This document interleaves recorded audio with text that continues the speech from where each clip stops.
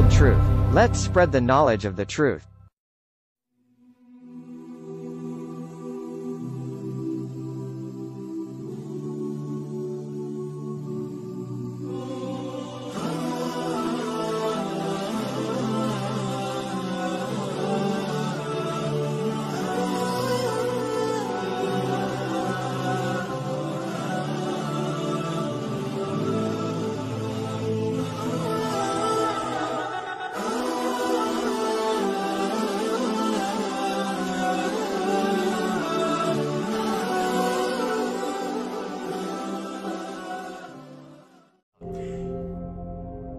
मोअज़्ज़ज़ ख़वातीन हज़रात, रिबोट और computer technology दौरे जदीद की इजाद हैं।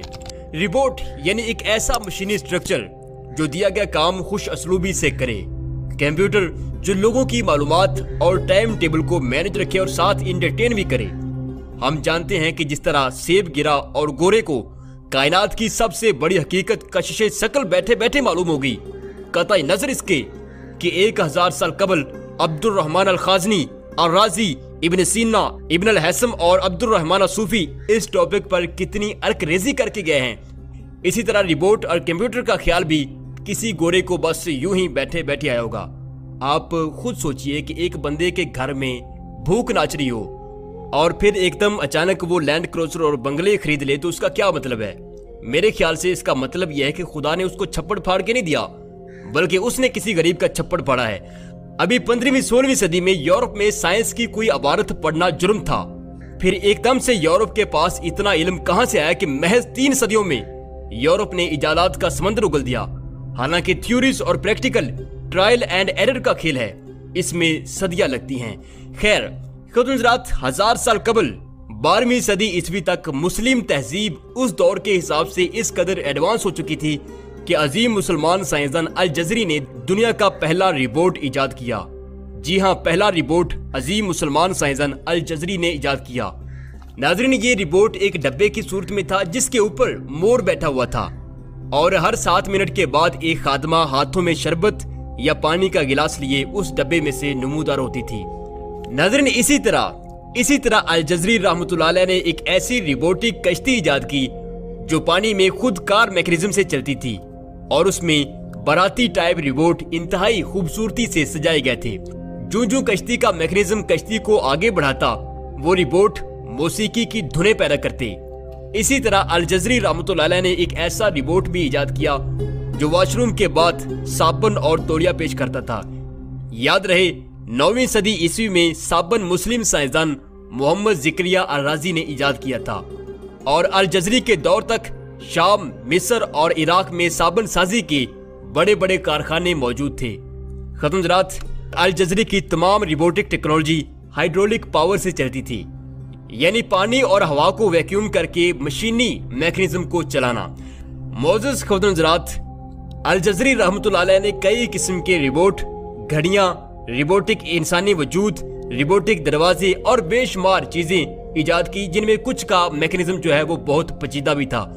उनमें एक हाथी रिबोट भी शामिल था जो हर घंटे बाद आवाज निकालता और उस पर बैठा महावंत ढोल बजाता था। नाज़रीन, बिलाशुबा अल जज़री दुनिया के पहले रिबोट के मौजूद थे। उन्होंने पानी और हवा के प्रेशर से चलते फिरते हरकत करते मशीनी वजूद इजाद किए, जिस पर उलमा की तरफ से उनके लिए हस्बे मामूल फतवा खास भी जारी हुआ कि लोग तो खड़े बुत नहीं छोड़ते, अल जज़री उनमें हरकत और आवाज पैदा कर रहे हैं। ऐसी शैतानी इजादात उम्मत को बुत परस्ती की तरफ ले जा सकती हैं। नाज़रीन, उलमा भी अपनी जगह तकरीबन ठीक थे, लेकिन मेरे ख्याल से इसमें कोई खतरे वाली कोई खास बात नहीं थी, क्योंकि कुरान और हदीस में वाज़ेह तौर पर बुत परस्ती को शिर्क कहा गया है। आप आज भी देख ले, उम्मत में शिर्क के उतने मरीज नहीं है जितने उसके मौलज और उस पर मजम्मत करने वाले इस वक्त मौजूद हैं। नाज़रीन, फर्क इस बात से पड़ता है कि आप हकीकी इस्लाम से कितना करीब हैं।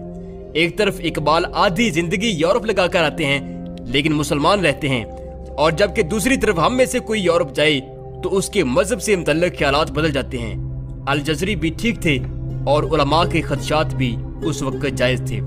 ख़ुद-इ-ज़ात कुरून उला, जिसकी शानदार सियासी, समाजी, मुआशी और साइंसी चमक को बाद में कई मौरखीन ने मदर ऑफ सिविलाइजेशंस कहा, दुनिया का पहला कंप्यूटर भी इसी खूबसूरत दौर में, इसी खूबसूरत गैलेक्सी में इजाद हुआ। अल जज़री दुनिया के पहले कंप्यूटर के मौजूद भी हैं।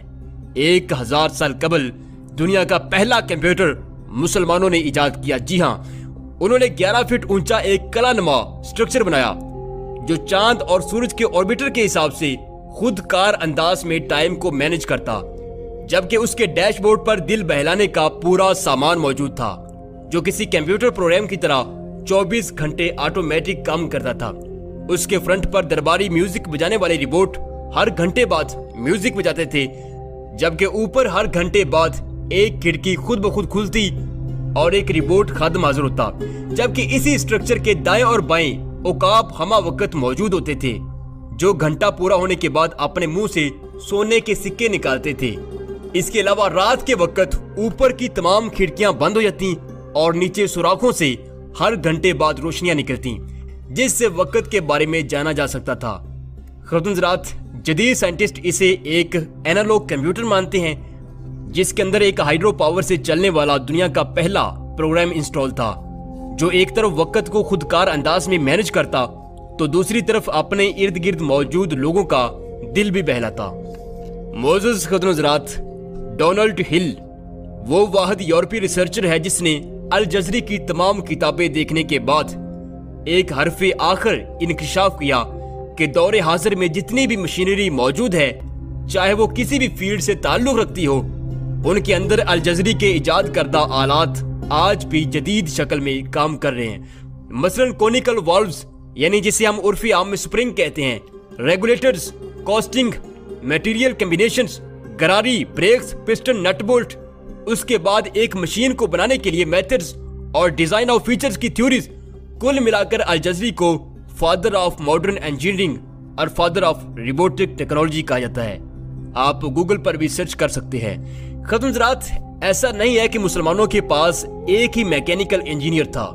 वक्त के पेश नजर हमने सिर्फ एक ही मुस्लिम इंजीनियर की काविशों को बयान किया है, जबकि अभी मूसा बरादरान और फताउल्लाह शहराजी जैसे और दीगर मुसलमानों ने नॉलेज ऑफ मैकेनिक्स में क्या कारनामे सरअंजाम दिए, ये हम अगली वीडियोस में आपके सामने रखेंगे अगर YouTube ने हमारे इस सिलसिले को जारी रखने दिया तो। ख़ुद सवाल यह है कि अगर मुसलमान इस कदर शानदार तहजीब के मालिक थे तो इन्हीं अल जज़री अर्राजी के बजाय मिस्टर चिप्स क्यों पढ़ाया जा रहा है? मेरे भाइयों, खेल बहुत साफ है। शेरों के बच्चों को भेड़ों के रेवड़ में रखकर भेड़ बनाया जा रहा है। आप देखते हैं कि इस वक्त मुसलमान 2 अरब से ज्यादा हैं, लेकिन उनमें मगज वाले जदीद फिक्र की हामिल और इस्लाम मुखालिफ अफकारे बातला को इल्मी बुनियादों पर तबाह करने वाले कितने हैं? नाजरीन, हम क्यों छोटी से छोटी चीज के लिए यूरोपीय कुव्वतों के मोहताज हैं? क्योंकि हमें मोहताज बनाया गया है। ख़ुद मुझे नीचे कमेंट कीजिए कि मैंने जो इन्फॉर्मेशन आपको इस वीडियो में दी है वो आप पहले कितनी जानते थे। यकीनन नहीं जानते होंगे। आप में से तो बाज इस इंफॉर्मेशन पर यकीन करने को तैयार ही नहीं होंगे। मेरे भाइयों, खेल को समझो। तुम्हारे हीरोज पर्दे पर नाचने वाले लोग नहीं, बल्कि शेरों के जिगर वाले, आहिनी सीनों के मालिक और जमीन पर बैठकर कायनात के आखिरी कोनों तक जुस्तजू का शौक रखने वाले कुरून उला के मुसलमान तुम्हारे हीरो हैं। आओ मिलकर अपनी इस गुमशुदा दास्तान को हासिल की तलब बनाएं और हमें अपनी आने वाली नस्लों के लिए ये सब करना होगा। नाजरीन, टॉप ऑफ टाइम सीरीज का 11वां चैप्टर आपको कैसा लगा? मैं आपके तमाम कमेंट्स पढ़ता हूँ बाकायदा तसल्ली से, तो कमेंट जरूर कीजिएगा। अपना बहुत